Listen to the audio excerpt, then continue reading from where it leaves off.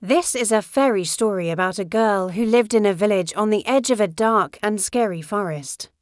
The villagers depended on the forest for food and materials to build their homes, but they never ventured into its depths, for they knew it was full of wild animals and dangerous magic.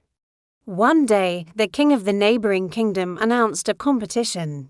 He said that whoever ventured into the deepest part of the dark forest and returned with a handful of its soil would marry his daughter and become the king of the next kingdom. Many young men from the village went into the forest, but they soon realized that the deeper they went, the darker it got.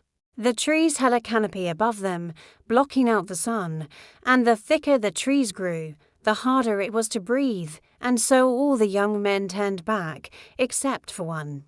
He was the poorest of the poor, living in a tiny hut with dirt floors and a thatched roof, but he desperately wanted to save his village from poverty.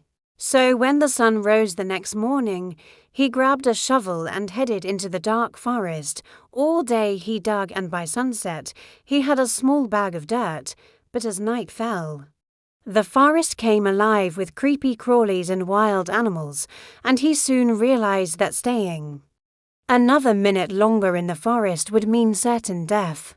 So he started to run, making his way through the undergrowth as fast as he could. Back in the village, the old woman saw him coming and called out, "Hey, you, where have you been? You look exhausted." And he said, "I went to the dark forest to compete for the princess's hand in marriage. But I think I'll never make it back alive. Could you please hide this bag of dirt in your oven until morning? Then you must take it to the king. Whoever it belongs to isn't coming back." And with that, he collapsed right there by the old woman's oven. Now, most people would think that a princess's life was worth more than a handful of dirt. But this story isn't about princesses or kingdoms. It's about something much, much bigger. It's about courage, because if you think about it, what was the biggest risk in this story? Was it the wild animals? No. Was it the darkness?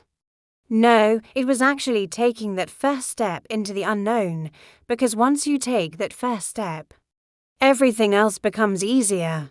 And that is why we Ray leaving the princess to get married to some boring prince and going to live with the old woman in her little hut, because when you take that first step into the unknown, anything is possible. That's all for now. See you tomorrow.